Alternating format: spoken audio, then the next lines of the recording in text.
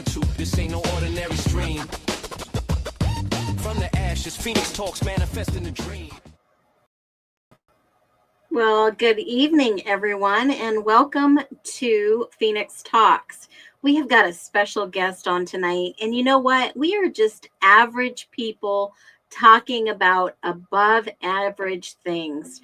And I just want to welcome everyone into the nest. Hey, Les, welcome in. I've got some OGs in the house. Our fearless leader, you better believe it. Hey, Eyes Wide Open, welcome in. You know, it's been a while since I asked everyone where you're tuning in from. So let's kind of open it up and find out where you're at. Tell me where you're tuning in from tonight.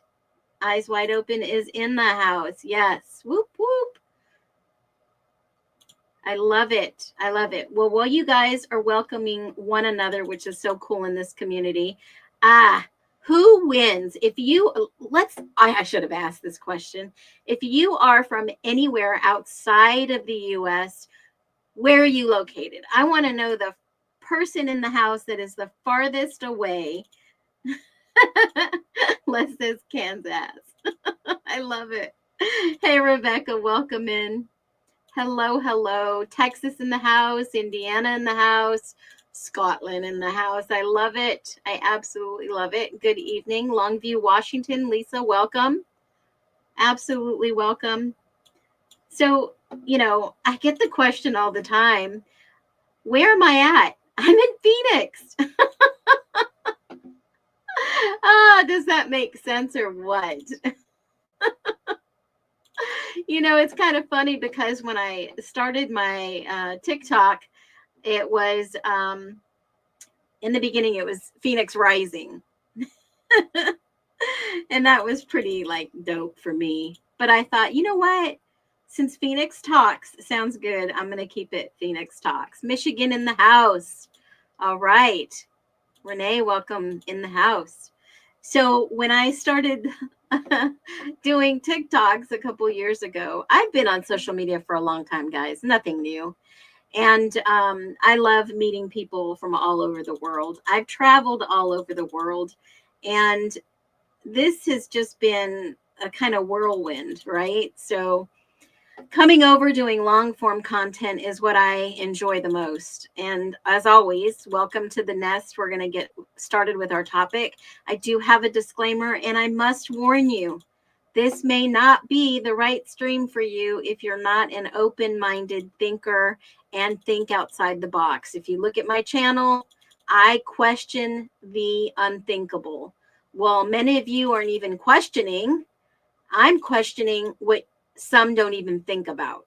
And that in itself is a little scary for some to be so open-minded. But friends are always welcome. Lurkers are always welcome. Just be respectful. And as you can see, I have some mods that will throw your booty out the door if you are disrespectful. And I'm trying to be and say it in a very nice way. Hey, TK in the house. And I just love it that people are making friends here. We've joined a community, a small community, and it's okay. It is okay. We love this small community. And speaking of small community, I have a guest backstage that is from our small community. And we are going to be talking about old versus new theories, right? Old versus new theories, because there has been some old theories out there. And let's just talk about those old theories. I mean, if you remember one, drop it below. When the Idaho 4 started, what was one of the theories you heard that was just like, is this even possible? Is this even possible? Right? We love a nice small community, and it's perfect. If there is 100 people in here, if there's 1,000, if there's 10,000, we are still a community. And I have everyday average people like me and you that I've invited or they've asked to come on the stream. And if you're brave enough, I'll invite you up. We'll chit chat. Florida in the house. Granny now.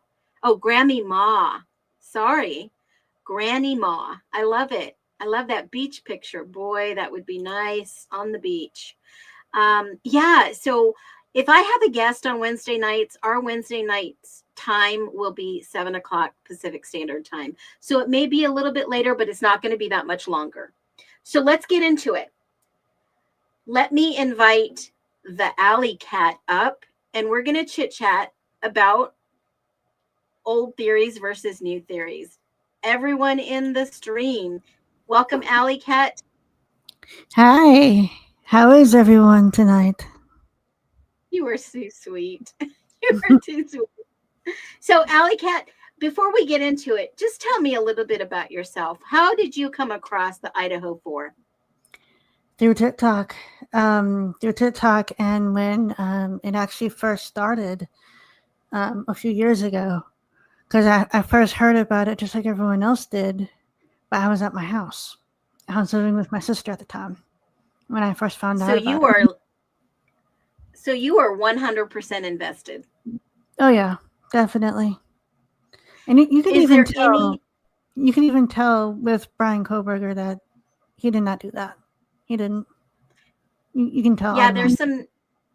there's definitely some telltale signs that he didn't do this, that he's factually innocent. Mhm. Let me ask you this, alley cat. Are there any other cases that you followed so closely that were so interesting to you? Yes, the Daybell Okay, case. so Daybell. So you Yeah. are already a true crime fan. Oh yeah, I've been doing that for years. Awesome. For years. Hobby, or is this something that that you're gonna use in the future? It's a hobby, but I want to use it in the future because Awesome. I like the whole true crime stuff, and I. This is gonna sound silly, but I like watching like NCIS, um, Criminal Minds, The Last 48, things like that. Oh, awesome. So, Allie, let me ask you: are you in Idaho? No. Okay. So let's get into these old versus new theories, because I'm going to read off a couple I wrote down, and then we're going to get into some new theories. And I've asked the chat to drop any of the old theories that you've heard. And I'm going to cover a few of them, and then let's get into Allie. I knew you have a theory that you've been thinking of for a while. I shared my theory a little bit earlier today in a stream, and leading into that new theory, there's probably about 3 or 4 new theories that you're going to hear before we actually even try or maybe get a little glimpse of what happened that night at 1122 address. Because I always say Queen Road, because that's what it actually is. I don't know where they got this King Road from. So if you have any questions, drop them in the chat while we're going. But let's just give a synopsis here. So when the Idaho 4 case first broke in November of 2022, before Koberger's arrest, a wave of early theories emerged online, as you probably have seen, and even in the media discussions. Many of those were really fueled with uncertainty, gaps in official statements, the sheer brutality of this crime. So let's talk about some of those old theories. The first one I wrote down was targeted versus random attack. I played a little video earlier, and it basically said that even early on, Moscow Police Department suggested that the attack was targeted, though they didn't clarify if in the house or specific victims were targets. Now, they always said that Kaylee was not a target. They always made it seem like Madison was a target. They led speculation, lies that one victim was the intended target due to their close bond or recent moves in life. And others thought the entire house was chosen because it was a well-known party spot. Now, some of the chat is giving us the Hannah Cleary's family, what happened to Hannah Cleary. If you don't know what happened with her, it was another unconfirmed suspicious passing of another college student that used to be roommates with some of these girls, that the rumor is that she was bullied and then she was unalived. So there was another one, parallel investigation by Steve G, that it was a quiet town, a quiet neighborhood. Nothing ever bad happened in that area. But then we're learning that there was quite a few unalivings, the Hudson Lindo unaliving, and a few others. So, that was the first one that we were told it was a random attack. Did you believe that anytime, Alley Cat, that it was a random attack? Honestly, no, because Did, um, the reason why I think this is because this doesn't seem like a random attack because of how they knew each other. Every yeah. So single did you person believe? knew each other in this case. Did you believe it was targeted then? Yes. And Okay. there is a motive that I think may happen, but we'll get to that a little bit later. Okay. So I agree with you. I believe it was targeted. Why, we don't know yet. Now, remember the theory. This is the old theories, and we'll talk about the new ones. There was a stalker or a stranger theory. So all the reports surfaced that Kaylee had mentioned a potential stalker. Through police later, they didn't confirm this, but her friends and witnesses have talked about this potential stalker.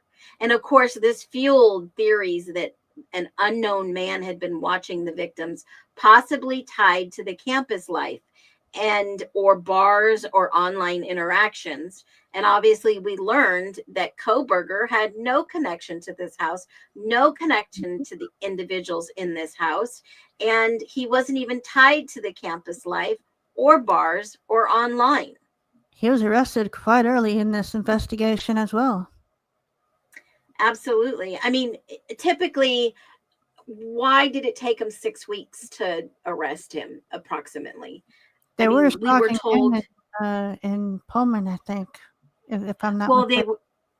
they said he was under surveillance, but what for, they never said. Exactly. Yep. So, Caden Young, I mean, the chat is really chatting it up tonight. Caden Young was another young student that was allegedly OD'd by two other individuals that were charged factually in public documents. And also, Les just made a good point. We were told no murders in nearly a decade there. And there were some on history. A lot of people didn't know that. And yes, he was arrested 7 weeks afterwards. Wasn't there someone that also passed away in the frat house as well? Yes. So it was a hazing incident. And there was a hazing incident in 2017 or 2019. Don't quote me on the year, but with Sam Martinez, and his parents pushed for a new law called Sam's Law, where the university has to be very open and honest about their hazing and fraternity issues publicly, which is absolutely amazing. So which one is the one that Emma and unalived? That was Caden Young. Mm-hmm. They were both charged. Both of her and Demetrius was charged with that murder, and they were released. Charges were dropped, which are pretty amazing in that case. So, Are yeah. they still going to that school? Well, I don't believe that Emma Bailey or Demetrius was actually attending that school. Emma Bailey allegedly lived around the corner on Walenta Drive in a house. And that's kind of how she knows some of these students. Now, I've never confirmed, and we've speculated that she may have been a university student. That is still speculation, but no one's confirmed that.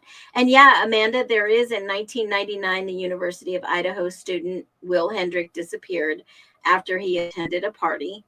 And they have several students in addition to just a string. Not only that, there are factually 11 lawsuits against the University of Idaho. So, we've got that whole history. Marie, thank you so much. We appreciate that. And thank you for recognizing all the hard work. It's a community that we do all this work, believe me. So we've got and I know that Allie, you and I talked about this earlier today. We've got the ex-boyfriend jealousy angle. That was the old theory early on because someone Yep. suspected Kaylee, ex-boyfriend Jack, was involved, particularly because she had recently broken up with him. She was going to move out, and she called him multiple times the night of the murders, right? I remember that, because that was on the timeline of events. Yeah. Also on her And monologues. and what was your last word? You cut out. There's a little delay. And it was also on her call logs as well. Oh, absolutely. Absolutely. It was reported to be on her cell phone data. Absolutely. Mm-hmm. So do me a favor. There's a little bit of a delay. So if it sounds like I'm cutting you off, just put your hand up or something, because it's like just like maybe a 30-second delay on my end. I don't know if it's yours or mine, but Okay. just so you know, I'm not trying to cut you off. Okay. And that usually happens when you have a guest on. So I just need to be more mindful of that. Okay. That makes a lot of sense. So perfect. So there was that angle of the ex-boyfriend jealousy angle. Oh, and this one has always been big. The drug or cartel angle. Now, I this don't does think that was. I mean, I know that they actually did drugs because they're college students, but I don't think that it was like cartel related at all. I don't yeah, think that. and from the new reports, it does specify that some the $2 bill was found, blue powder on a dresser, That, and a that couple of could other things. that could have been like a crushed up pill or something. It could have been. And I'm being very open-minded to this, right? Mhm. Because, I know that they say this place was a party house. Let's define a party house real quick in the chat. What do you think a party house is? Drop it in the chat, because I'm really interested in what your perception or your idea, your thought process is of a party Mhm. house. Jennifer, I think you're correct on that, on what that crushed up pill would have been.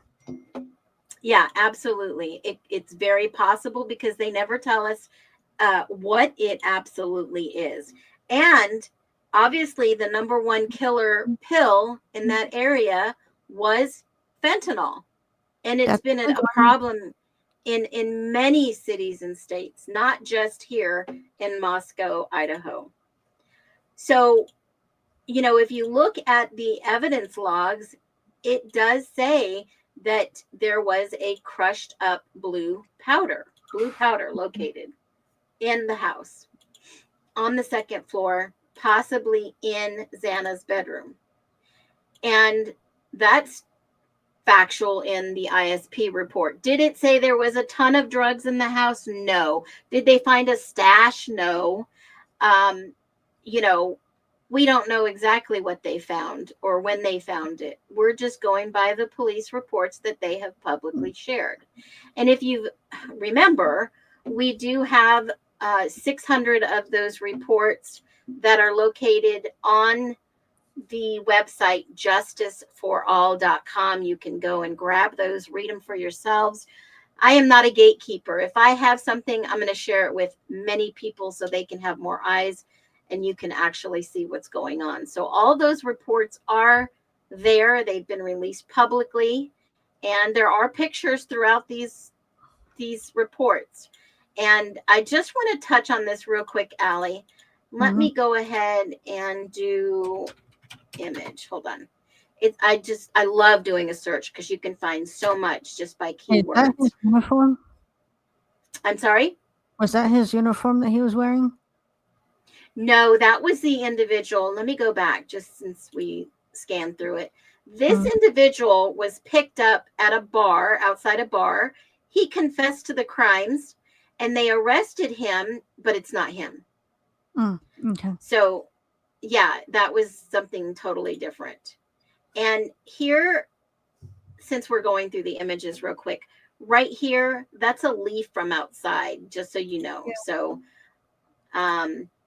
I won't get into these pictures just right now for this stream, but I did type in image because it's going to give me a picture of all the images in this document. And I'm just going through them to find a specific image. That's a questionnaire that was filled out by individuals. And if you're curious about these, dang it, I should have pulled it up. Just a little low question. Yeah. If you hear my phone going off and like dings in the background, that's my phone. I'm Okay. actually waiting for my mom to fully text me because my sister may be in labor really soon. Like Oh my gosh. within the next day or two, she may be having her third baby, possibly within Congratulations. the next few days or so. So I'm waiting on a phone call or a text saying that she's in labor and that they're coming to get me. So, well, hopefully it won't happen on this stream. Maybe that'll give you some time. But if you've got a jet, I totally understand. Exactly. Now there is wow, where is this? I am looking for this specific picture, but you know what? I think I know how to find it real quick. Hold on. I will grab it. Hold on. But what about the speaking on police officers? Do you think that that not the Pullman police chief we have now, but the previous one? What do you think of him? You know what? That's a great question. I think that maybe Koberger worked with the police chief. That's my humble opinion. That's what I'm thinking too. Like he actually, that's one way that they supposedly may have gotten the DNA from, or suspected DNA. Like he may have touched like a pen or something, and he may have gotten a Q-tip and just wiped that Q-tip onto the pen that he used. And that's absolutely hold that thought, Alley Cat. You're one step ahead of me. Hold on one second.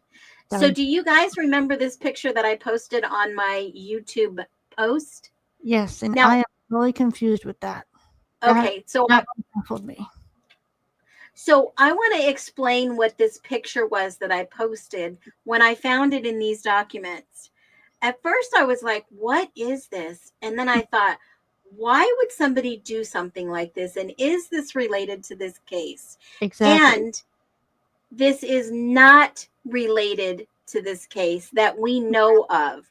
The police report stated somebody sent this in as a tip. And this was supposed to be some Halloween prank. And some Halloween prank that is. It'll baffle people. Well, here's the problem with this picture. Not only do they say that this is fake blood and this was a Halloween prank. Get it? A Halloween prank. Normally pranks happen on that night. They're very scary too. But do you notice the date that this picture was taken? Can you get to that? Scroll into that. That picture right here was taken February 14, 2023. So let's count the months. The murders happened. That's the year after the murders happened. So how could this? And that wasn't November. It was during December, January, February. 4 months went by, and this car has still not been washed or taken care of. 4 months. Ew. Gross. So could you imagine somebody playing this prank?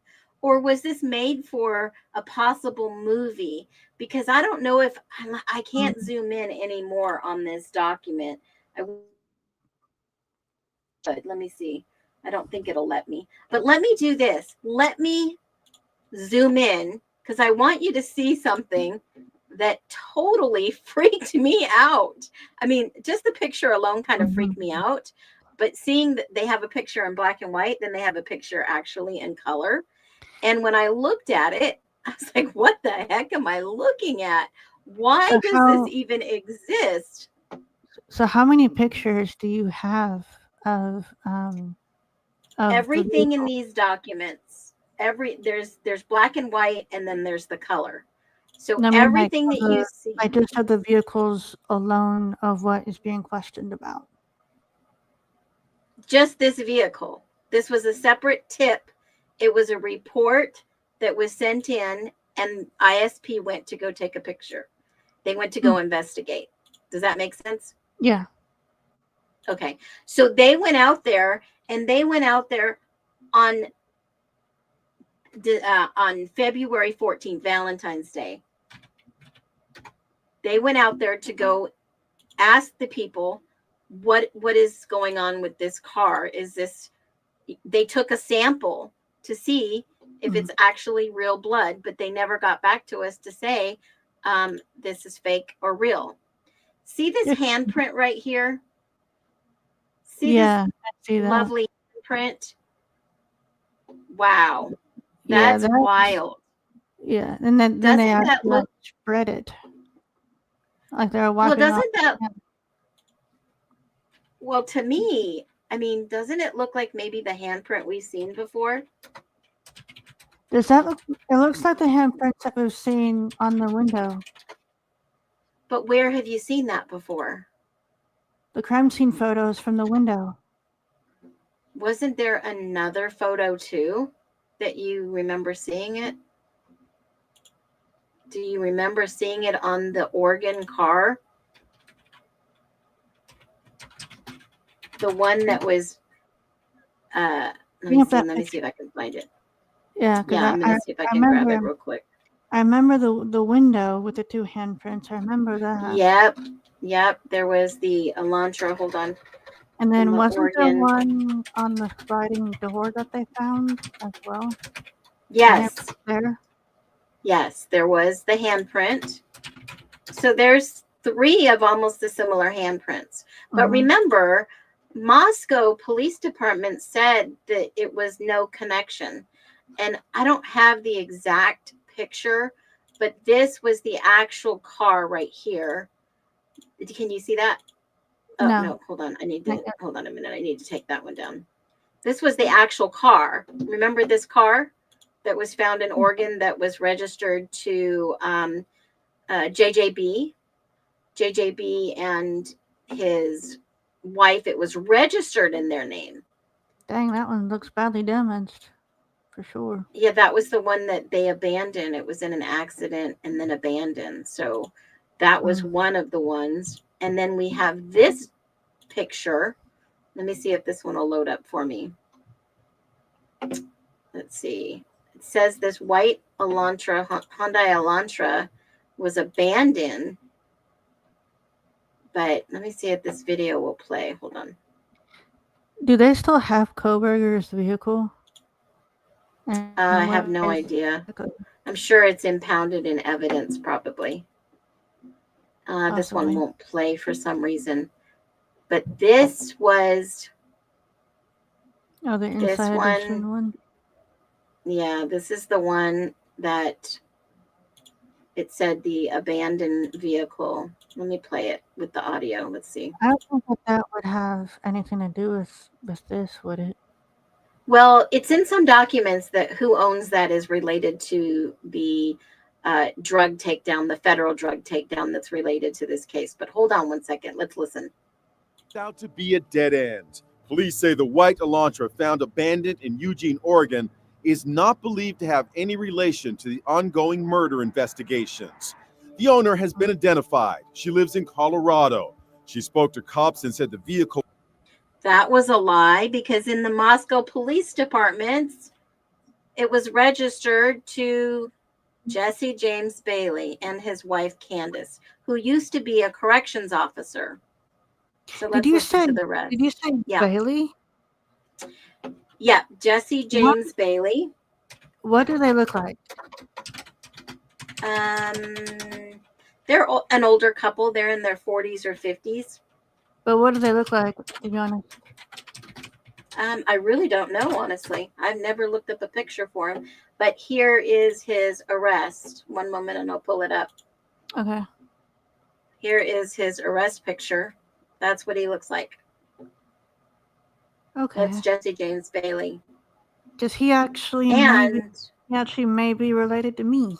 Because what? on my mom's side, it's on my mom's maiden name is Bailey, and so he may be part family. I'm not for Oh, sure. The last name. I have to look up for that last name. well, there's a lot of Baileys in this world, so I would double check. Hopefully, you're not related in a good way. Yeah, hopefully not. So this was the actual on the DEA website. This is the actual. There is a federal indictment that I've shared before. Yeah, you don't want to be related to that joker. Thanks, I agree Caleb. with you on that one. I agree. So this was the actual information that the DEA, the DOJ, and the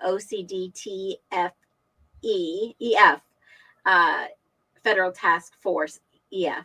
So they actually seized 223 pounds of methamphetamines. Dang, that's a lot. An estimated 830,000 fentanyl pills.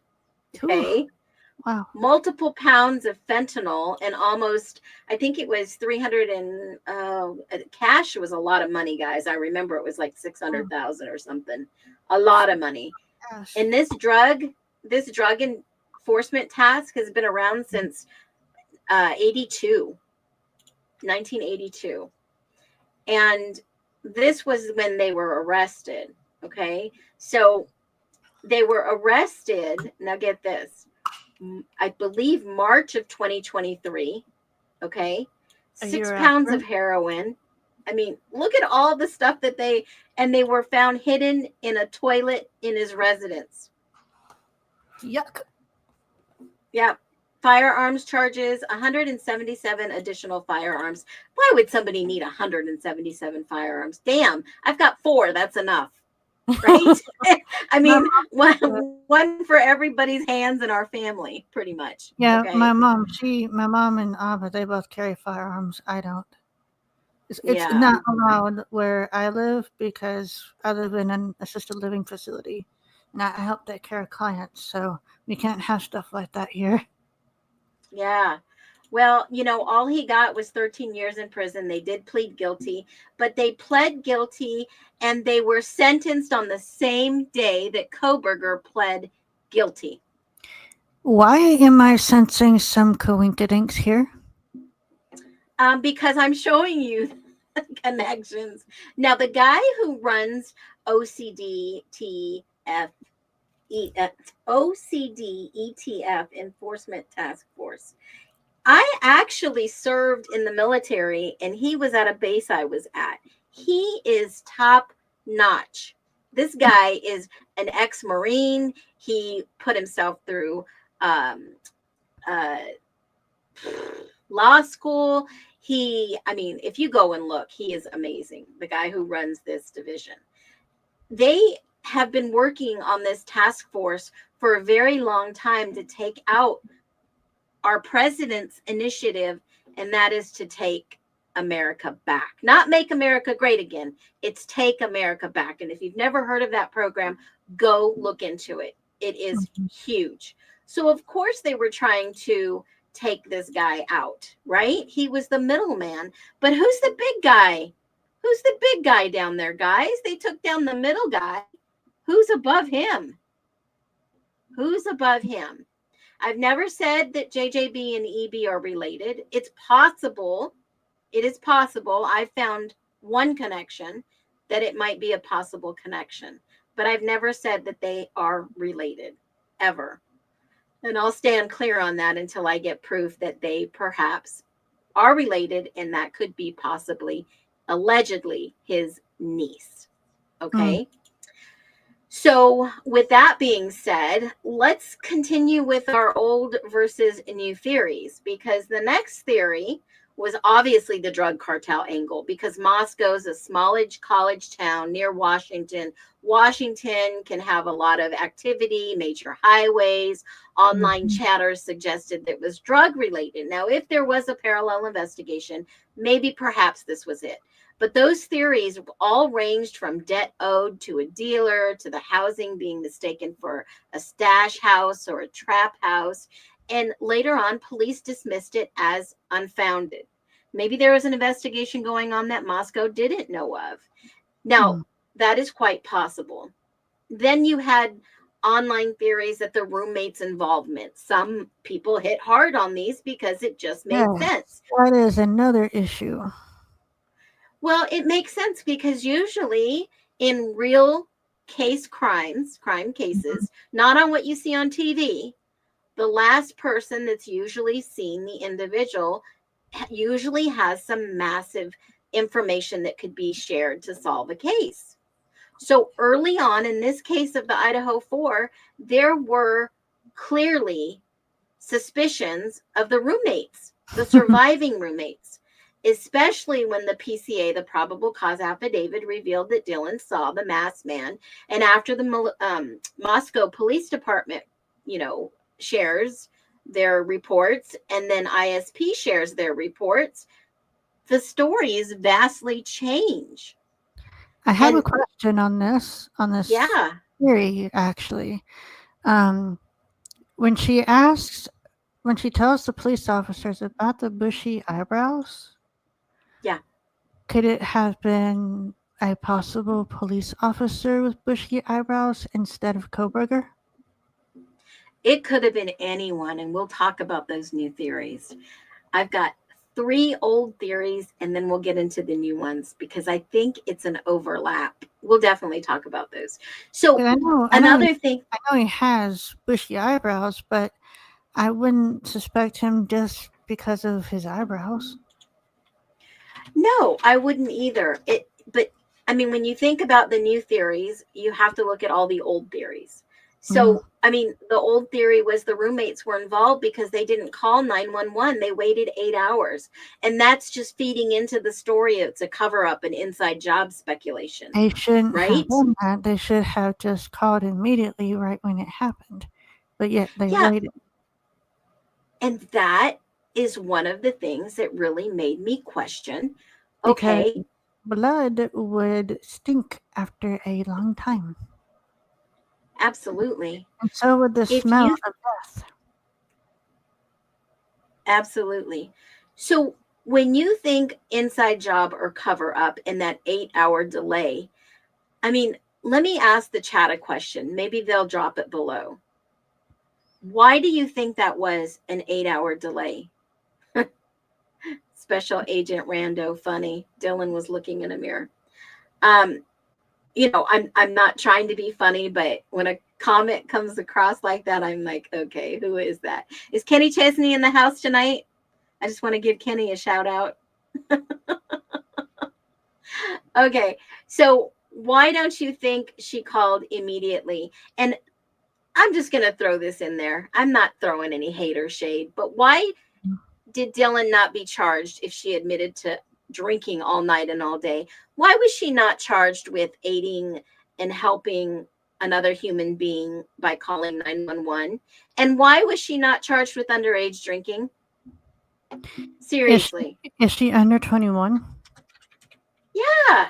She was 19 at the time. Ah, okay. Yeah, she was 19 per the reports.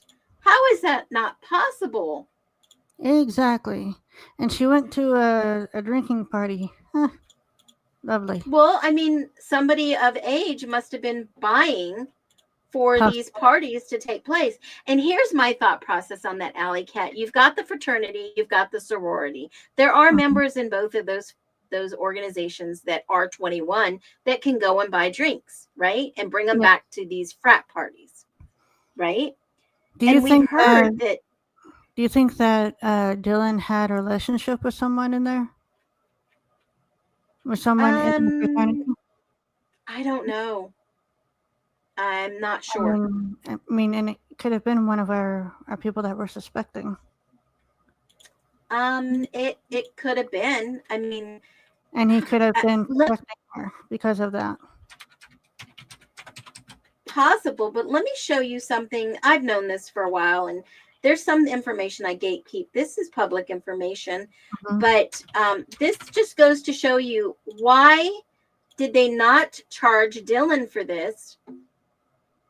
And let me just share my screen and I'll show you what, I mean, this is out there. This has been public information.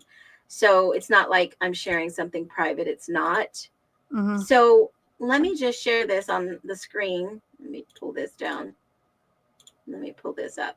Okay, hopefully you guys can see this. That's as big as I can make it right now. Now, there was an infraction in 2020. And this infraction against Kaylee, the state filed a charge against Kaylee. And what does it say right here? Alcohol beverage under 21. So why does this double standard not apply to Dylan? If Kaylee was charged in 2020 with underage drinking, unlawful of a 21 youth and under, why didn't she If you get scroll up, charged? if you scroll up, there's one of our victims also I'm sorry, on the defendant. that's Kaylee. Yeah. She got charged with underage drinking Hmm. Both in of them did? 2020. So why did they not charge Dylan if Dylan was drinking and underage? Why did she not get charged? Do you think that there's beef between those two? There has to be. I at don't least some- know. I don't know, but she was charged in the summer. In the summer, she got a citation filed. And then obviously it was dropped and released. And she had to go to a drinking class called Victims Panel, which they teach you about drunk driving. They teach you about all this stuff. And then they take a plea deal. They make you pay the fee. The fee was about almost $500 for it. Dang. Okay. So, I mean, I can show you another one. Why did this same thing not apply to, I mean, it's no shocker. You can go look these up yourselves. It's all public record. In 2020, guess what Xana was charged with? Same thing. Driving. No, not the same thing. She had a speeding ticket, and that was it. Now, let's look up Mogan. And I'm just going to put Mad because it might be Madison. Hold on. Why was Dylan not charged if Maddie and Kaylee both were charged?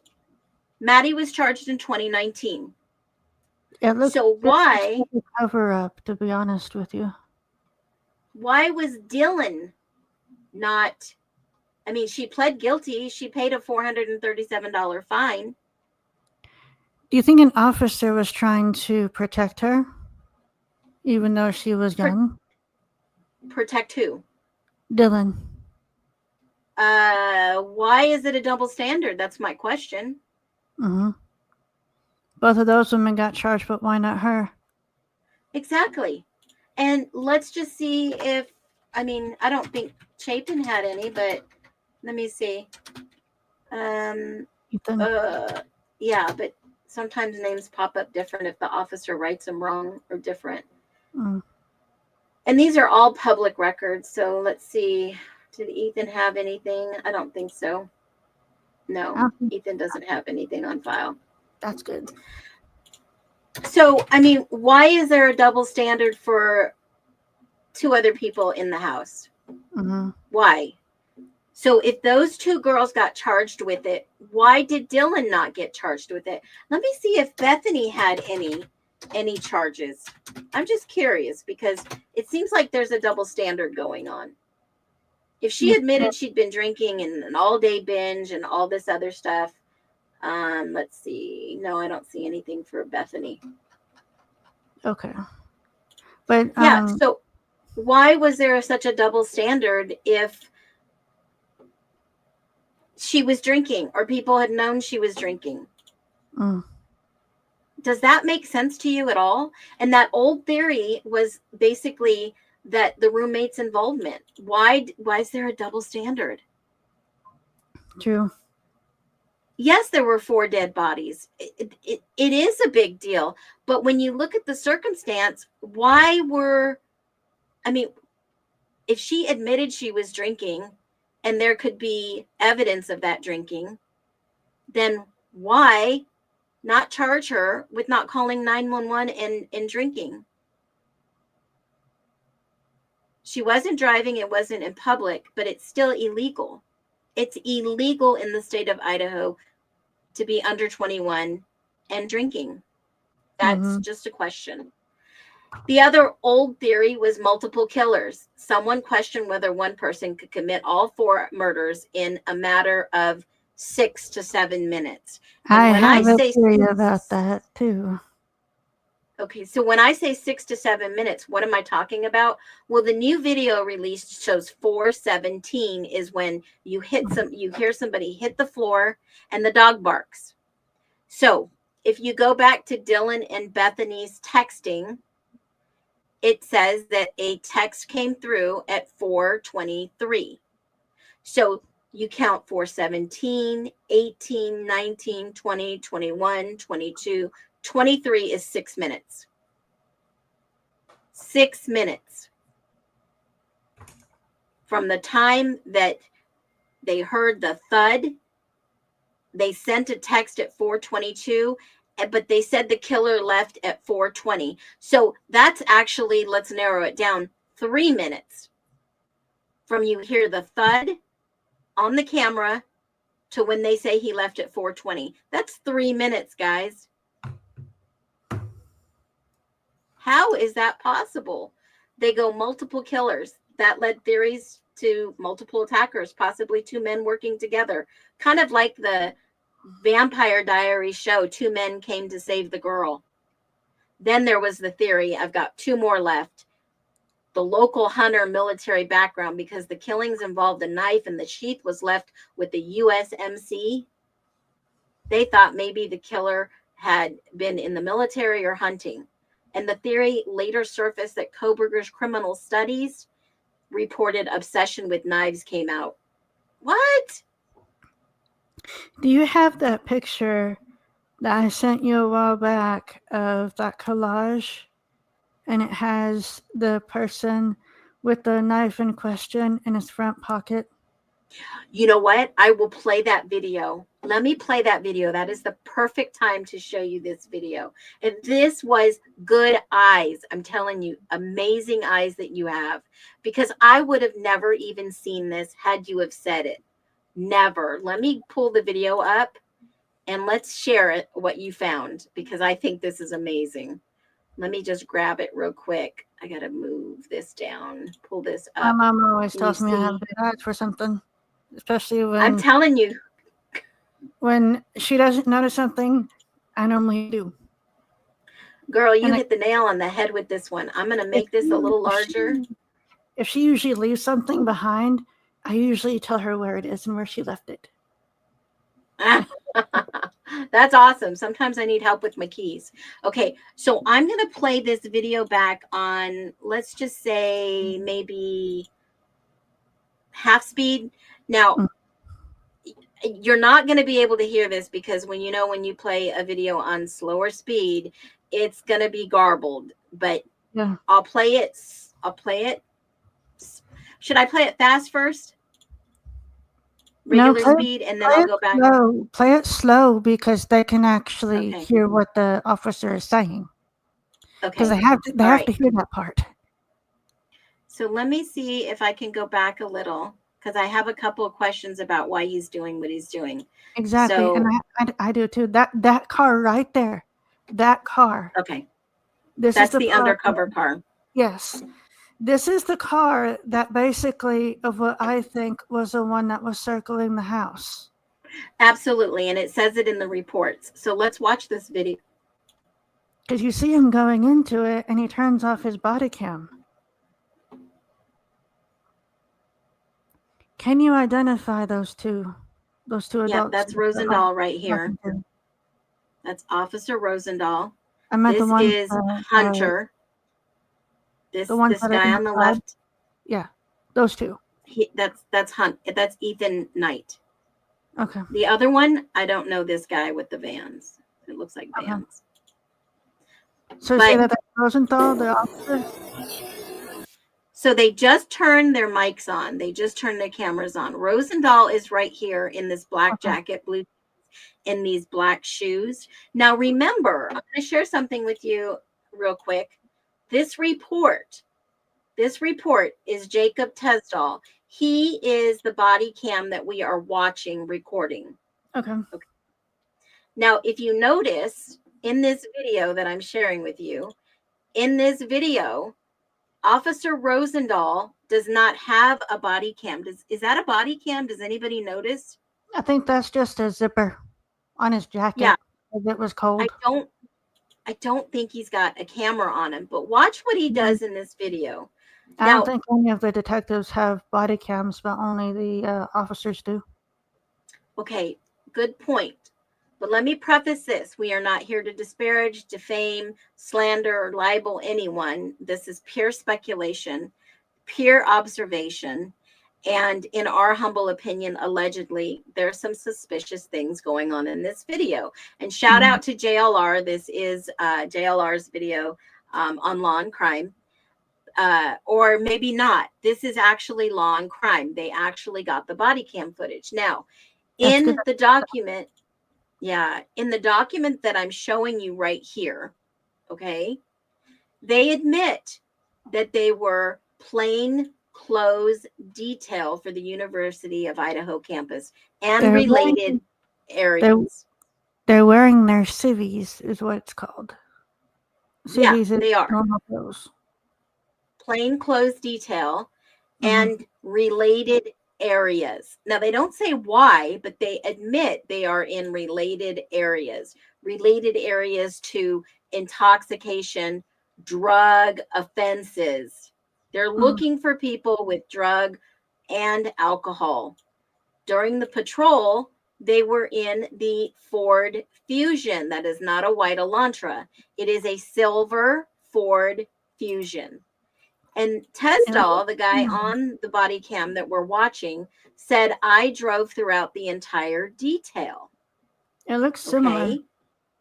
Looks They very do look to similar, a Honda Elantra.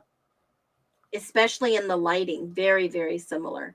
Yes. Now, he says this particular department vehicle did not have a dash camera or any other recording device. Okay?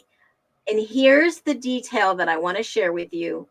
Keep this in mind as we watch this video. He says their shift concluded at 3:52 in the morning on November 13th.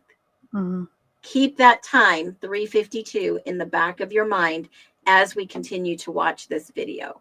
Okay.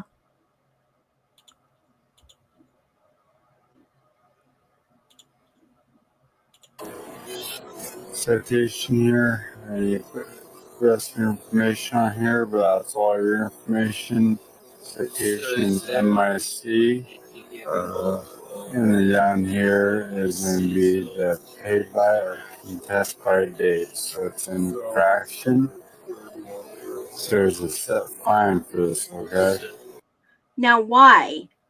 The first question I have, and maybe the chat has, why is Officer Rosendahl flashing the light so you cannot see his face? Is there a reason for that other than the officer does have his headlights on that he could write this citation or whatever for these boys, right? I mean, there's no reason to block your face out of a video unless allegedly you don't want to be seen or identified. What does he have in his pocket? That's what we're getting at. A lot of people have speculated there was something in his pocket. Is it what we're thinking? Possible, but let me finish this thought real quick. We're going to get there. You guys are so ready to jump on it, right? Okay.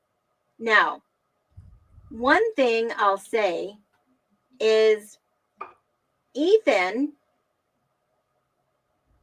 was given an infraction that night for alcoholic beverage under 21. Ethan.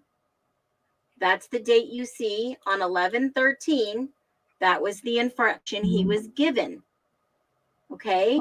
So he was charged. He did admit guilt, and he did consume. That was his infraction sentence, and he paid the fine of hold on a minute. Yeah, he did make a payment of $490 for that. Dang. Okay. They did document him getting a citation that night. Was he arrested? All right.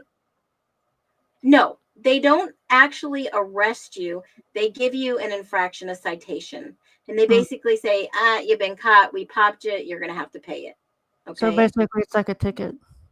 Yeah, it's like a fix-it ticket. You've been caught. Pay the ticket. Pay the fine. It's $500 per incident. So as many people as they can go out and catch that night underage drinking, the department makes money for those officers that are working. What did they say? Plain clothes detail for alcohol and drugs. Mm-hmm. And that's their goal. That's what they do. Okay. Somebody's asking me, Ethan Chapin. I didn't see any infractions for Ethan. It wasn't None. Ethan Chapin. It was a different Ethan, like an Ethan Knight or something like that. That was Ethan Knight on the camera that I just showed you. And who is Ethan Knight? I know a lot of people are going to want to know. If you go back to the footage, look at the timestamp of that. Yeah, it's 3:11. Yeah, that's like an hour before the actual murder took place. Well, it allegedly, yes. Okay. So Ethan Knight is, hold on a minute. I'm waiting for it to pull up. I'll share this real quick with you. Oh, come on. Ethan Knight was charged with killing his father. The guy we just saw on the video that got the citation for underage drinking. Then why is he out of college if he killed somebody? He was acquitted on all charges of killing his father. The jury found him not guilty for a January 22 shooting death of his father.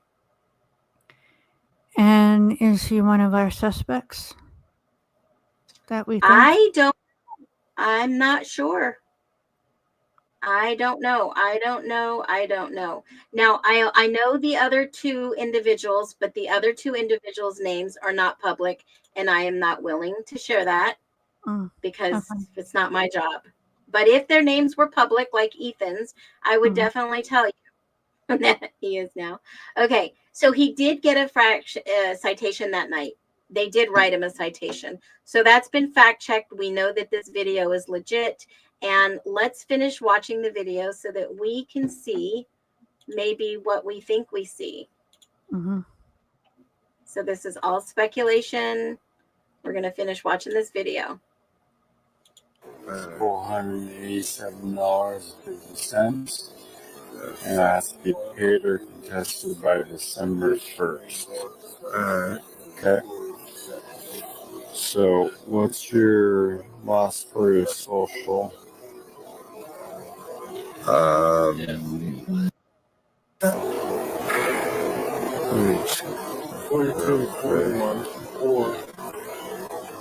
tall are you?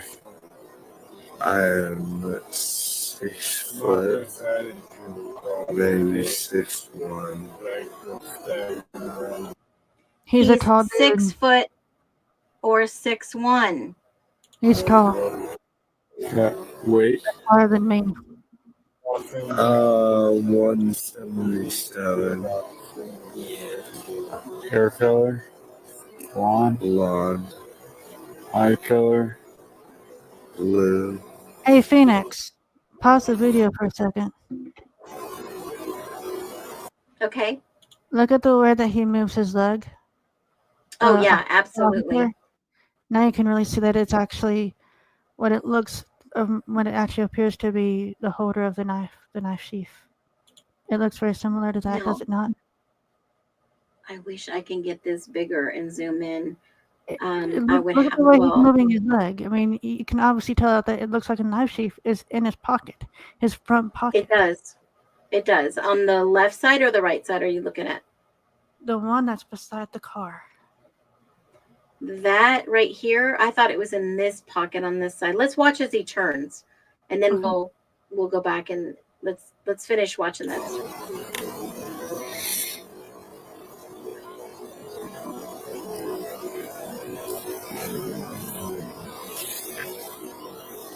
Now, I know he's writing a citation. We verified it in the repository. He did get one. He did pay it by December 1st. But here's my question is, why does the officer block his camera, and what else is he writing, if anything? Pay attention to this video. Mm-hmm.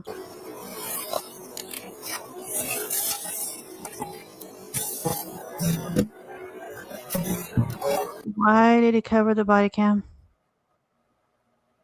I don't know. Did something exchange hands? Or was he folding a paper and it just happened to hit the body cam? I don't know. They muted it also.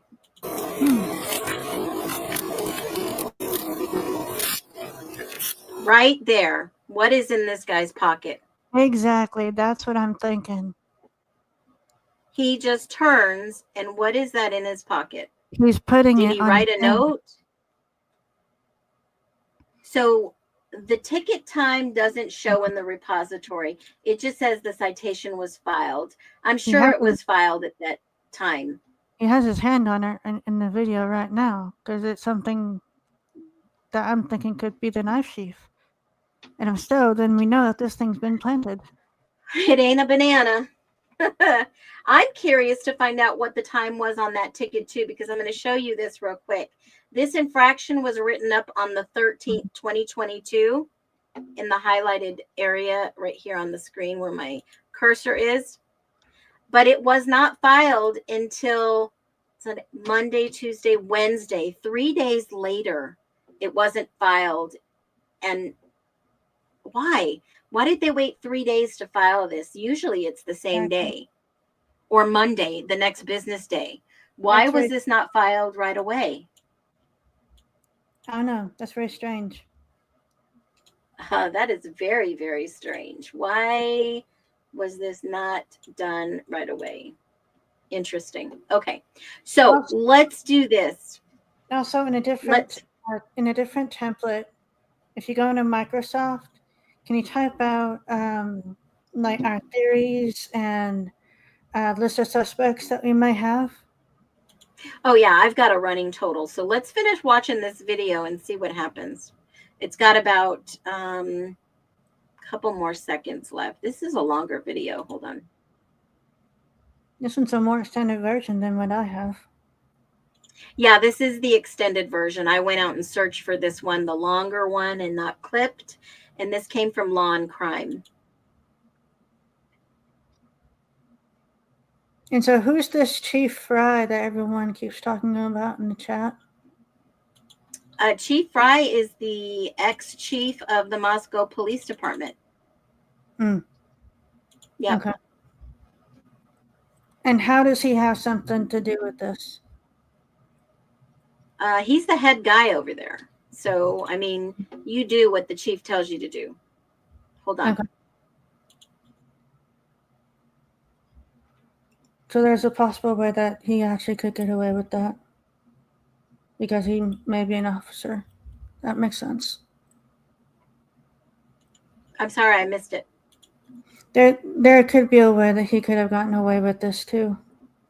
Oh, absolutely. Hold on. Let me bring the video back up and let's finish watching it.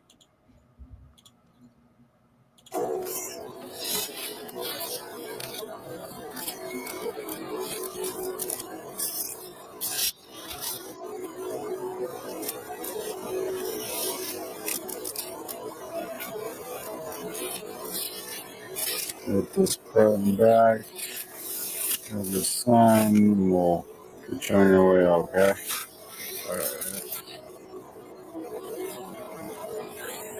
So instructions in the back. Like I said, 487.50.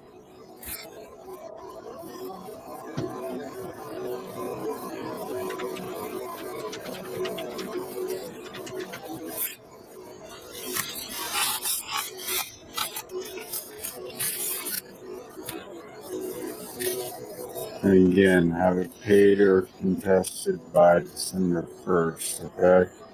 Sign the yellow line is not a admission of guilt.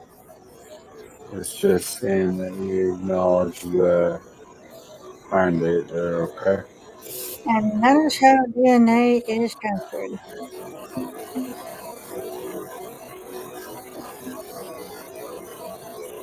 Now, I know I can't stand this buzzing sound, but it's because I'm playing it slow because I want you guys to see.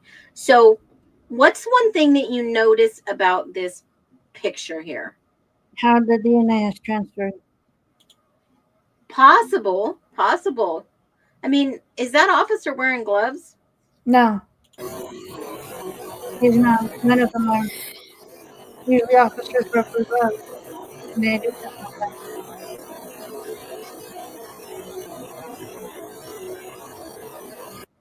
So he just handed him the pen. So that's the passing of DNA. Possible. Absolutely possible. And do you think that he could be, that he actually, his DNA, not the officers, but the person holding the pen, his DNA could be on that sheaf instead of the one that's actually the officer? No, because they say Koberger's DNA is on it. And We've never seen the official reports. How do we get They a hold? don't. Well, you ask for evidence, and they usually won't release evidence until after appeals, after anything else like that, because this could always be new evidence introduced to exonerate Brian Koberger. So they'll never really give all the evidence out to the general public. That's something that's kept in the under the vest, under seal. So unless how would you request information to get those? you do a FOIA request. It's called a FOIA.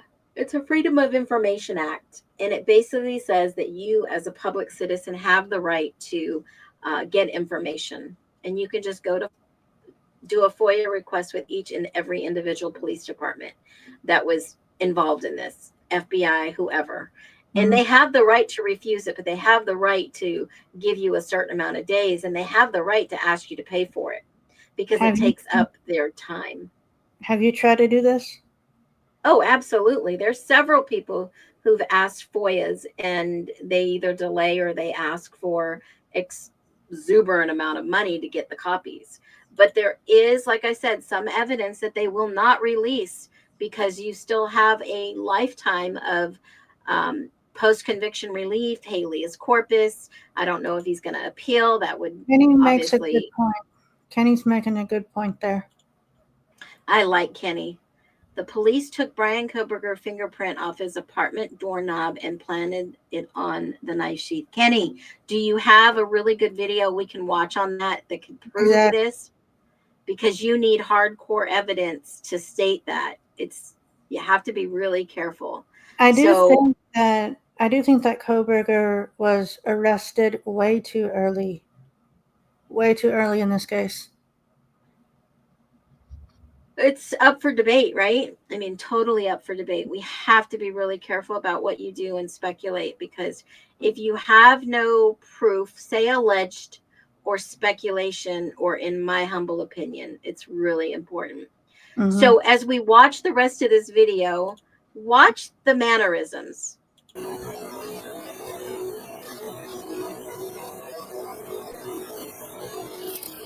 Check out here.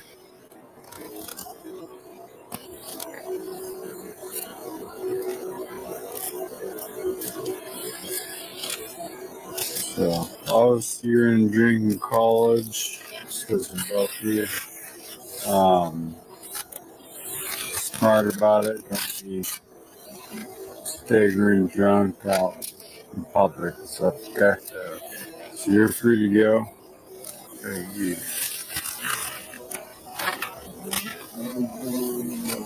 Alright, you as well.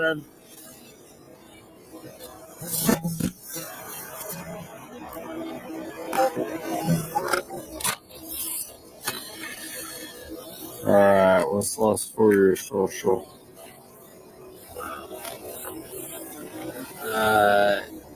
Two.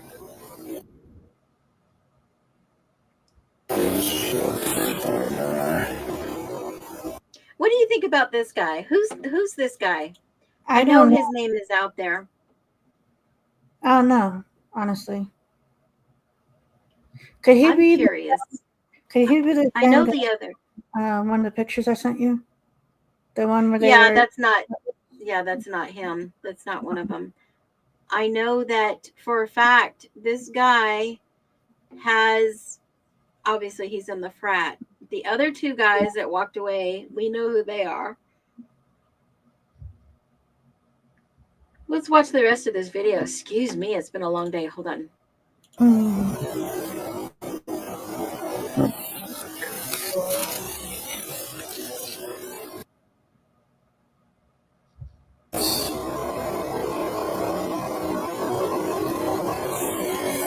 And what state was your license out of? Idaho?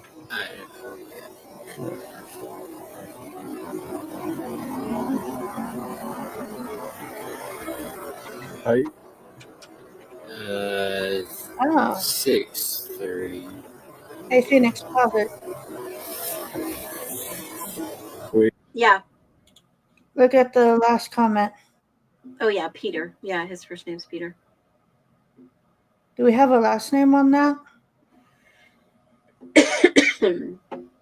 I believe I do, and it's been made public a little. I think it's been made public. I just don't want to say. But let me. There is a video. Here it is.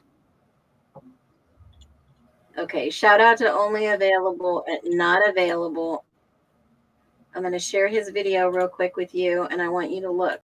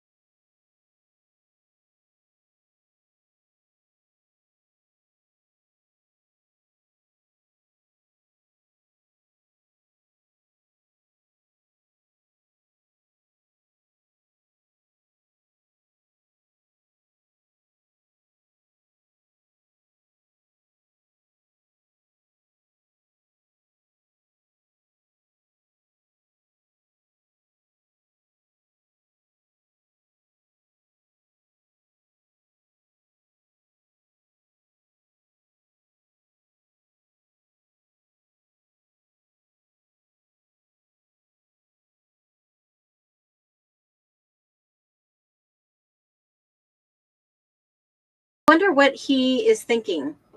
Whose body cam are you just watching? Whose body cam? That was the footage that we were watching from Tesdall on this video that they blurred out to protect the innocent. But he got charged with drinking. If you go back, what was he standing by that was on the ground? We don't know. I mean, this is so redacted and blurry. Right there. Could that be like a jacket or something? Possible. Yeah, possible. At one of the victim's jackets? Because I know that was missing too. You know, I don't know. It's just speculation, right? Because they did find a black jacket and they threw it back. So, I mean, people were saying that it was some of the frat guys that wore jackets to the party that they just threw the jackets on the ground. So I don't know. I'm not sure. Okay. Yeah. And if you guys are arguing in the chat, just be respectful. I've got some mods in here. They know what to do. But I don't know. This is just pure speculation.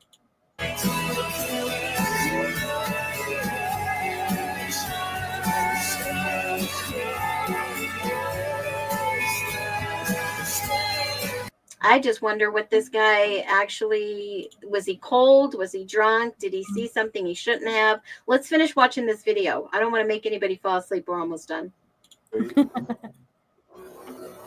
Probably about 155.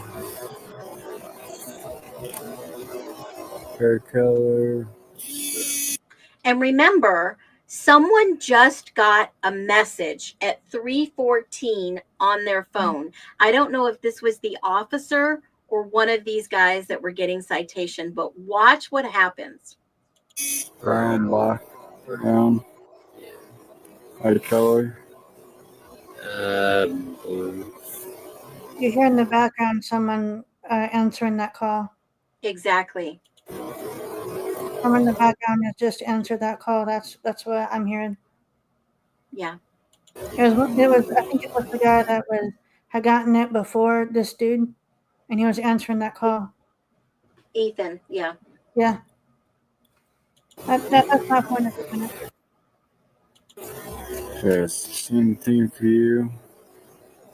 December 1st is paid by our contest bail, okay? So have it taken care of by then. Yeah. Sign a yellow line, non-mission of guilt, just saying you acknowledge that date.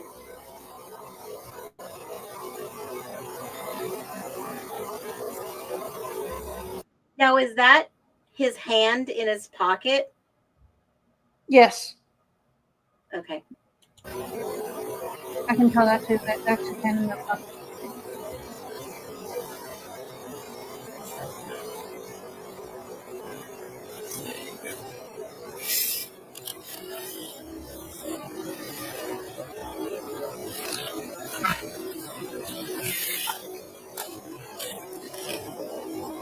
Is he holding something in his pocket?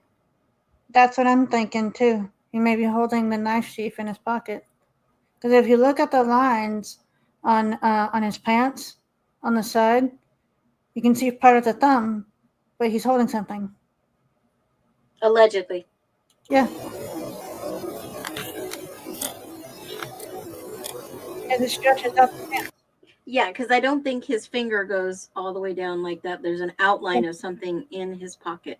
Yes, because you can see, because it's stretching up the pants. That's how you can tell that there's something there.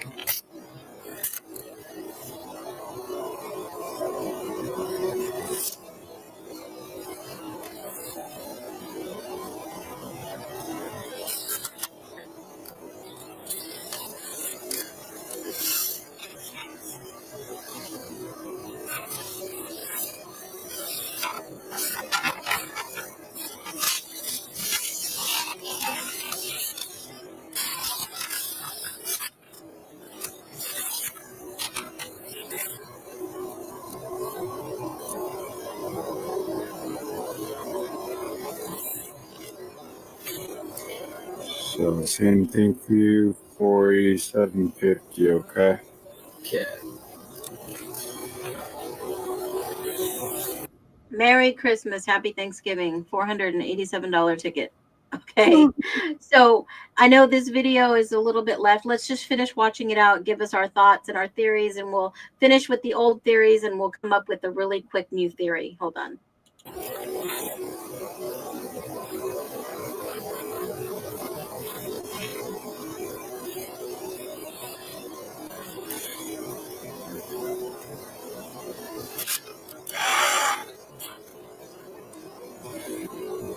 Get her. What is he holding out in front of him? What is that? I can't tell why. He took something out of his pocket and he's holding it out in the open. Could it be what we're Watch. thinking? I don't know. A pen? He's clicking a pen. A pen. Alright. Why would he take out a pen and click it? To not get ink on his the back of his pants. Yes, that's what Easier. happened. He put it in the back pocket. You can see that.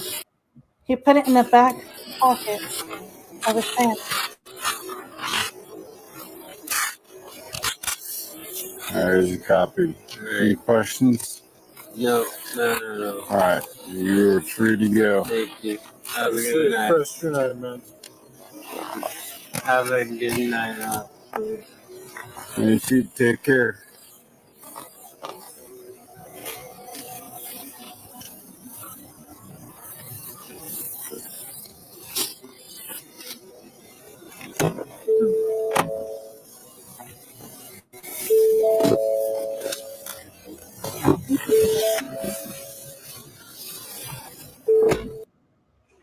Breaking news. Interesting. Very interesting. So that was our last theory, right? We were talking about old versus new theories. And let's look at the last theory I wrote down. Murphy the dog theory. Poor Murphy. The presence of Kaylee's dog Murphy was found unharmed at the house, as we all well know. Mhm. Spark theories that did the dog recognize the killer and not react? We heard him bark. But in my honest opinion of this, I think that Dylan may have taken Murphy to the frat house as the killings were going on. And then just before the killings were done, Dylan brings Murphy back and puts him on the balcony where he stayed until the morning hours, until it was daylight. Because remember, they did hear him barking. That's an interesting theory. Between 5 a.m. and when the cops got there. That's very interesting because you know what? The whole theory that this killer skinned dogs in the neighborhood and rabbits and whatever, coyotes, or that's the legend, right? The big legend. But this killer didn't hurt Murphy. There wasn't any blood on him. Because he wasn't even there. So wouldn't this represent a personal motive rather than just some random rage? Oh, yeah. This is definitely something has to have motive here. Many of these were debunked, by the way, these old theories. So let's get into the new theory with all the new sworn statements from the ISP about Dylan. And then she heard, it's okay, I'm here for you. And she felt like she was being protected, that maybe somebody had rescued her from a situation or whatnot, allegedly. Yes. Then you look at all the digital forensics that it's factually not Brian Kohberger, because the digital forensics said that they uncovered some violent, non-consensual sexual images on Kohberger's phone and some certain forced, slept, passed out voyeurism. That's what the media put out there. Lisa Wilson has a good point too on this. Jack or Murphy was involved that night, in my humble opinion. Thank you for putting that in there. I appreciate that. It protects you and me. Possibly, but remember, these guys were cleared. Okay, Jack D. They looked and they were pretty slick with Jack D. They interviewed him. Steve said that they checked him to make sure he had no bruises or cuts. He was good to go. But keep in mind that Jack D interviewed almost a month later, I believe. Don't quote me on that, but it was sometime later. And when he went to the police department, they took his phone to extract it, but they also did a DNA swab right from his phone. So they could get DNA from almost anywhere, folks. And it says it in the report that they swabbed his phone. So we have this theory that a new motive, it's not a clear motive, and it may never be known. But this theory is that possibly that the alternative suspect theory and narrative that Kohberger's legal team shared is a possibility when you look at all that unknown DNA. Who was the unknown DNA? Did the people who didn't want to give their DNA, could it have matched? That's a new theory. Right? And also the people that were, when Maddie, under her fingernails, there were male DNA. Correct. And there was one female DNA under her nails that was not presumed to be the victim. So in the new report, now it says there's possible 2 women and 3 men. So knowing that that house was coming and going, people were coming and going all the time. Now, I want to preface this when I say coming and going all the time. It was a tight-knit house where individuals only let individuals in that they knew. That was very clear. It's been made by the statements, and Hunter Johnson is always there, and he knows people from the frat who are coming in and out.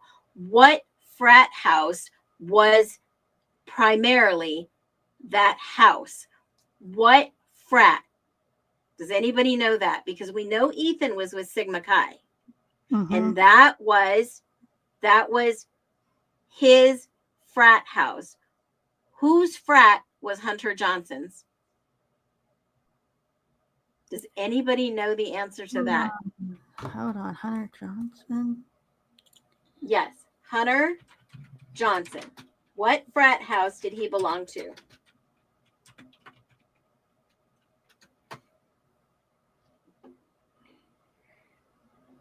Okay, was it Beta Thea Pi or something like that?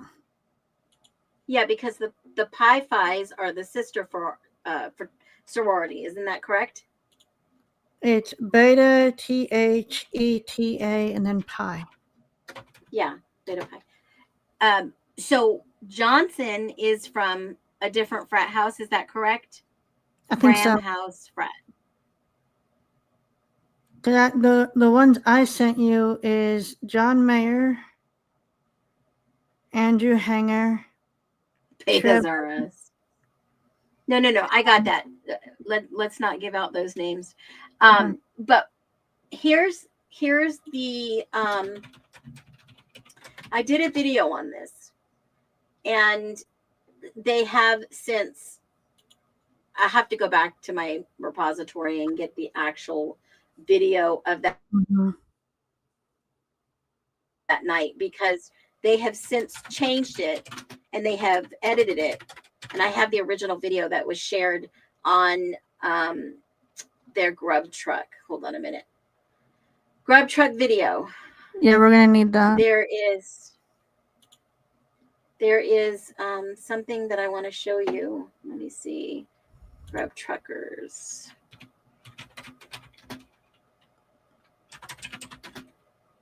Grub truckers. I'll have to go back and pull my videos. I did a really good video about Special Agent's really good on that one. Special Agent has a good thing on his. It's a good comment. It's very suspicious, actually. Why is it suspicious? Because you actually see the perpetrators, possibly. Oh, many of them, yeah. But we don't know who actually was or is one on there. So, hold on a minute. There is... Let me see if I can find my original TikTok video. I don't think I moved them over to my YouTube repository. Let me see. I want you to see this, because this is huge, in my opinion. Let me see if I can actually find this Grub truck video.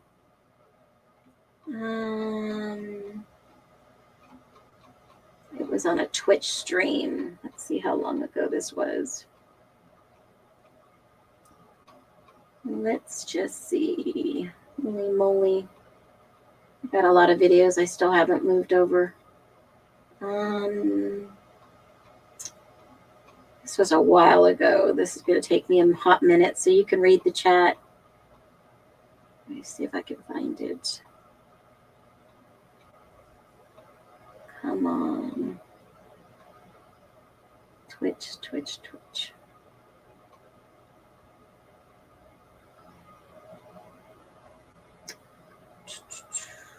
I didn't think I was going to need to use it, but here it is. Okay. So let me share this with you. Okay. All right. Hopefully, I'm going to put it up here and you guys can see this. This is a really good one, guys. Okay. Or else I wouldn't have. Yeah, they, okay. So listen to what I found. Well, let's talk about this Grub truck twitch.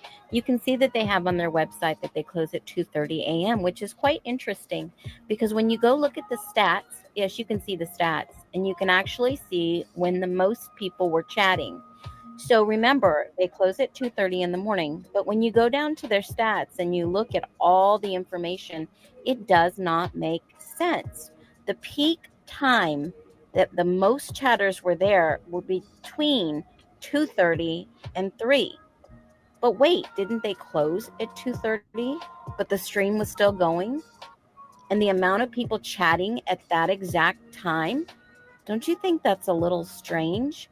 I mean, it is to me, but maybe we're looking into something we probably should have never went down. But it is quite obvious that 283 chatters were available and 203 average during those times on a Saturday night when closed.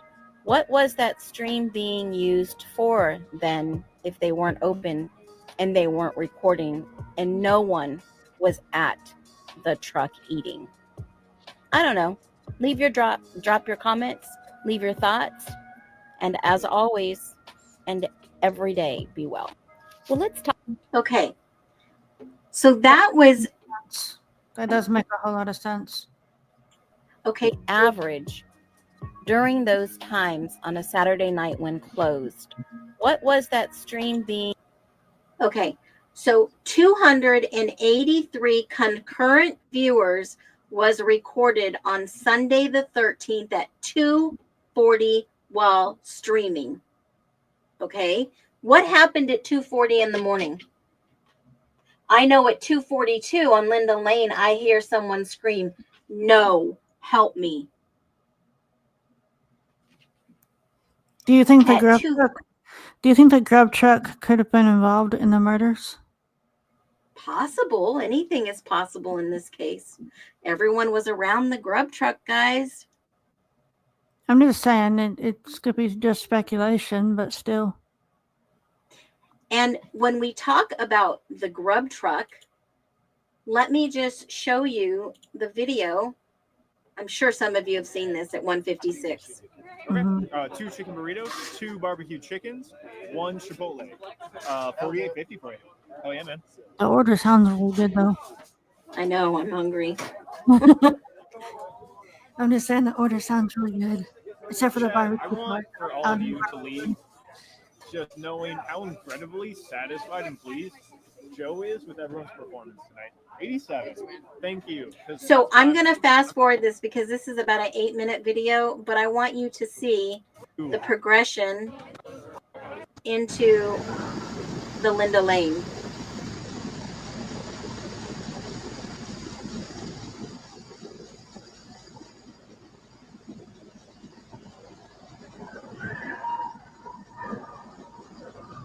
There's a screen and stuff. Yeah.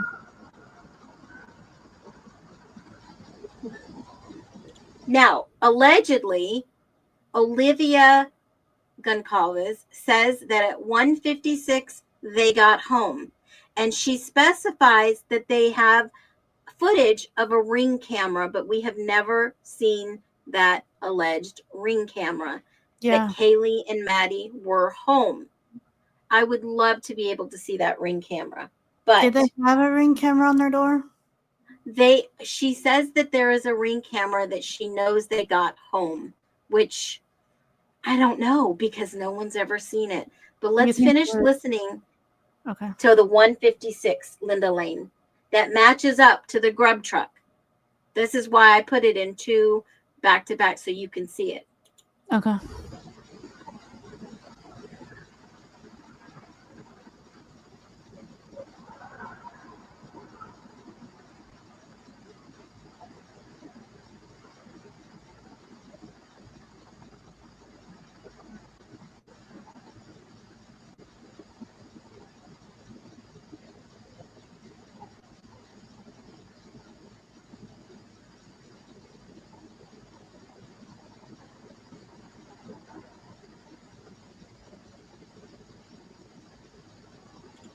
Now, at 1:58, watch everyone get messages on their phones at the exact same time. It's coming up.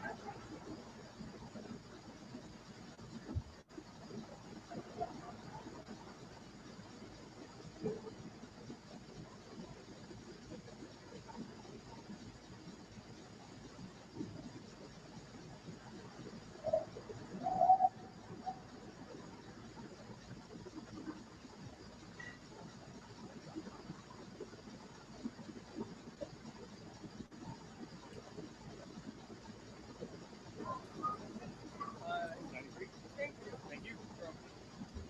St. Mill, if you're here at 2:30 when we leave and there's something, we can get to it. Now, he just said when we're here at 2:30 when we leave. That doesn't mean the chat stream ended according to the Twitch stream Mhm. stats. Yes, sir. Would you like chicken or pork? Got it. 950. Polar opposites. No. Thank you. Thank you.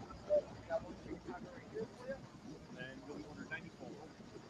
No, that's Now it's coming up. Get ready. love it. All right. One again.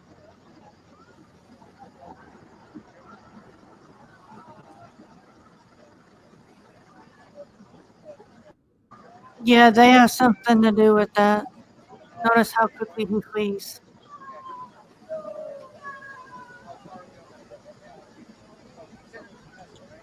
Now the people in the background are yelling no, and it sounds like they're yelling Xana, no.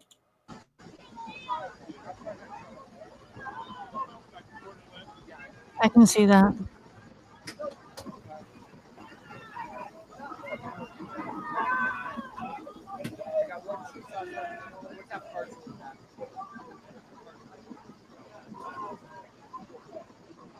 That's interesting.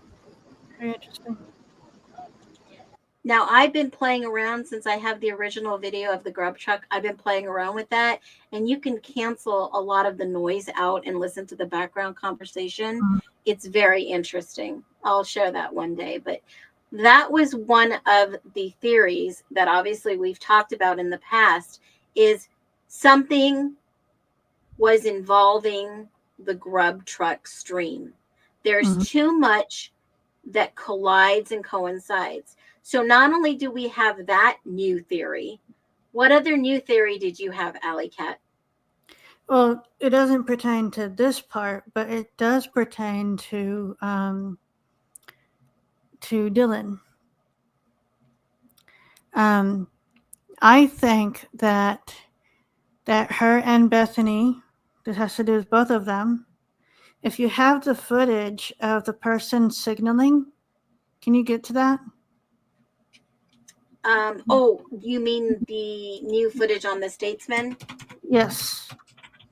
Statesman Idaho 4 video. Let me just pull that up for you. Because this is just what I have noticed, and I think you may notice it too just by seeing it.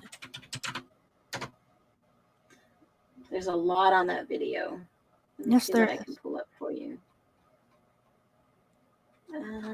Hold on.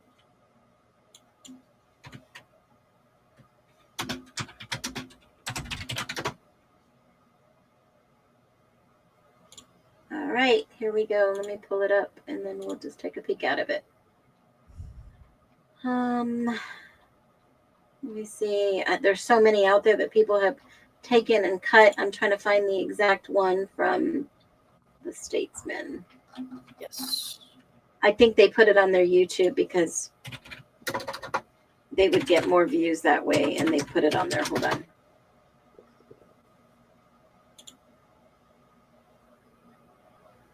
Yep.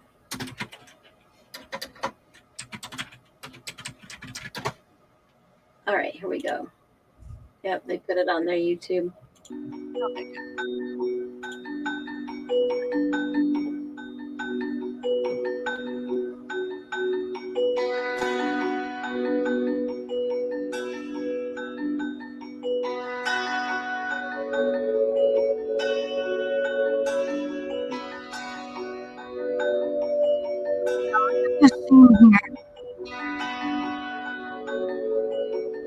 Watch this security camera video, because if you look at this, Are you talking about this house right here, not the 1122?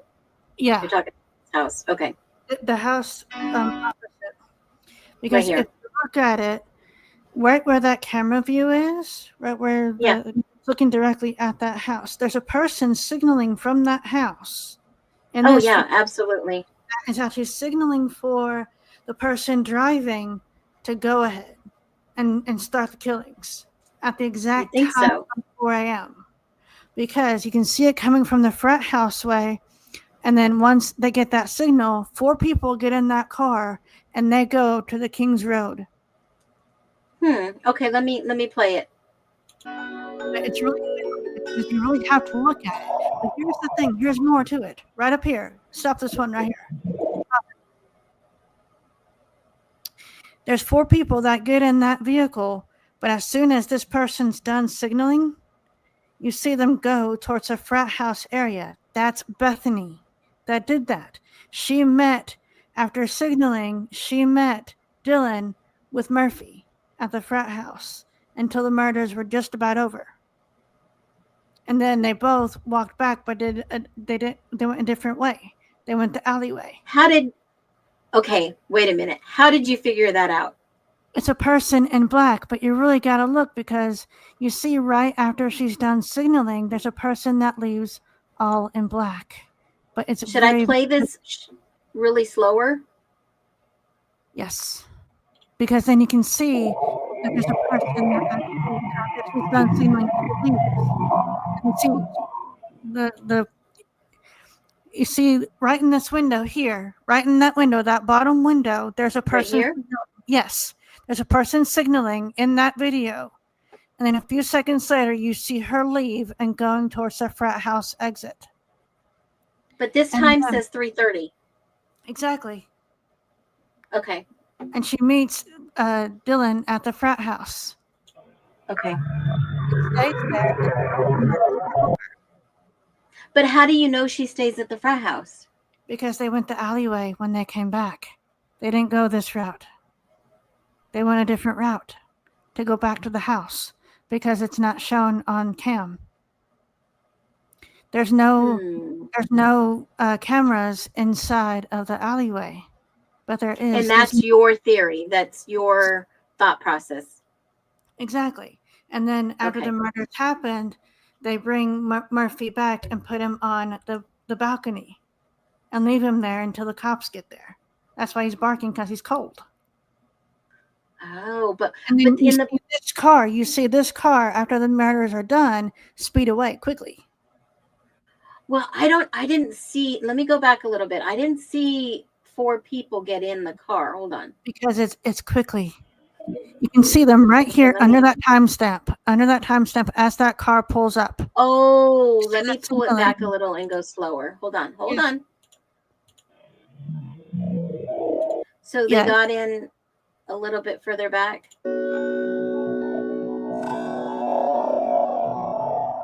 But they do it quickly. Like speedily quickly. They're going to stop at those trees, and you see some people looking. You see head up, and then you see it stop, and then you see them get in. And the signaling means a go, and then they go off. I mean, they literally jump in that car and watch for that signal to go. But if they jump in this car, where are they going? They're going to the King's Road to commit the crime.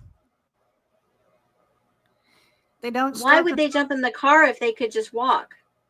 They don't stop to talk to this DoorDash driver, but they do when they come back, because it stops and talks to the DoorDash driver and then leaves. Oh, okay. Let's finish watching.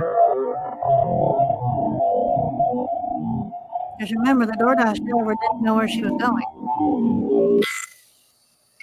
This is where the 15-minute speed goes. And at the house, you see someone signal. Yeah. They blurred people out that are actually outside. When you see the person leave, that person dressed in black is Bethany because of the blonde hair. Okay. as her hair is peeking through.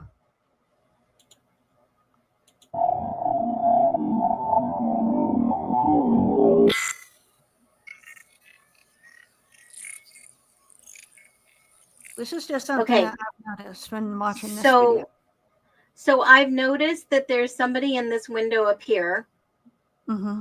and it appears that maybe there's somebody in this window up here. Mm-hmm. There's possibly people in these windows right here. Yeah. So one would look straight, and the other one would look towards the Taylor. Exactly. But that's just my theory on this. And it do you think that actually, do you agree with it? I mean, anything is possible. I didn't see 4 people get in the car. And remember, I don't have any special tools to break it down or look at it, but I do see these people here that looks like they're signaling, but the lights are on inside. Mm-hmm. But you see the flashes And then of they light. open the door and then they come back. Are they taking pictures? Do you think maybe they're taking pictures? It looks more like a signal than picture taking, like a flashlight going on and off to signal it's a go. Ah, got it. Okay.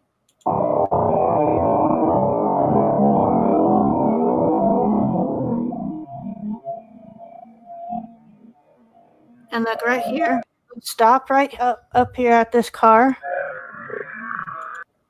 They'll stop right there, and then look, stop right there, and then they go.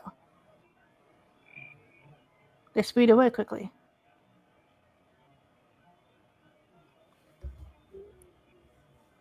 And that's at 3:33. Mm-hmm.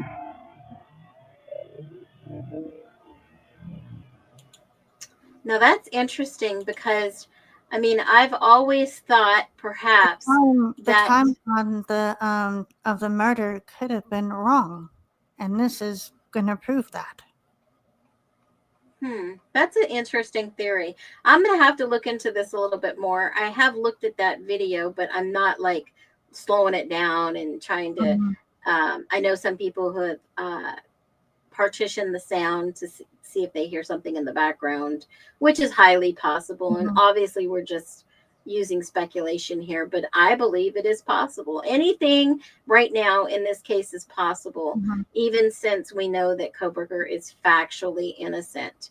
I believe there's so much that has been hidden for us not to be able to see what's really going on in this case, because obviously there is another agenda at play.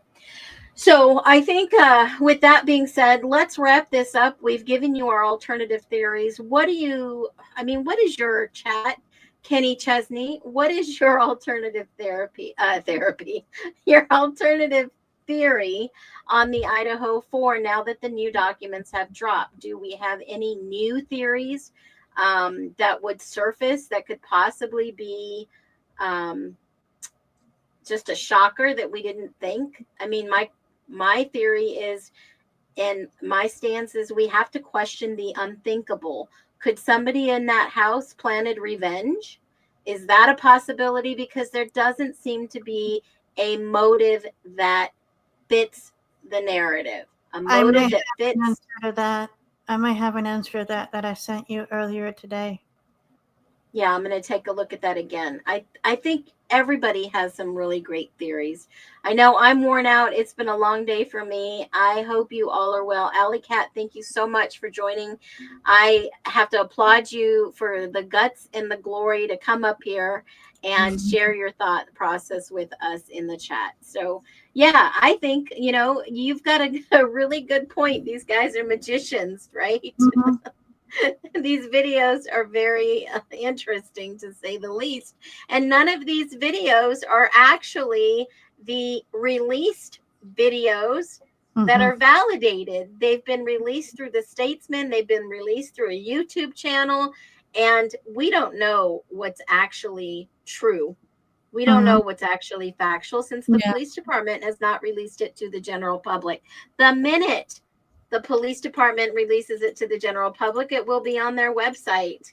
And speaking of websites, do not forget our website, our community website that is Justice for All, where it has all the documents. And I will be scheduling the next live that we will talk about will be autism. And we are going to talk about Koberger's diagnosis, legally, medically diagnosis that's been on file. And on our Justice for All website, you can go and look at the documents, the ones that we will be focused on during that stream will be in the middle of the page. It says Autism Court Filings. You do not want to miss this. This is where you access the documents at Justice for, spelled out, FOURALL. If one of my mods can put it in the chat, we will definitely be sharing. And how odd is this document that's all about autism in the court files? There's 333 pages of reports that we will go through. And also, I can tell you the reason why I can be a part of that is because I'm autistic as well. So I know what it feels like. I know what it feels like to actually have autism and being on the spectrum. Well, you have some great experience that we'll be able to share. Good night, everyone. Alley Cat, thank you so much for joining tonight. Everyone, stay safe and be well. Phoenix out. You're welcome. Be well. Ashes, Phoenix talks manifest in a dream. Got a growing channel, YouTube's where the wisdom resides. For all the Nest members, no truth can ever hide. She's an under detective on the digital beat, questioning the unthinkable, bringing fire to the heat. With a mind so advanced, highly intelligent and bold, part of the hive mind with birdie stories to unfold. Common sense is a superpower, cutting through the noise, unlocking closed minds, amplifying all our voices. Phoenix, Phoenix, what do you see?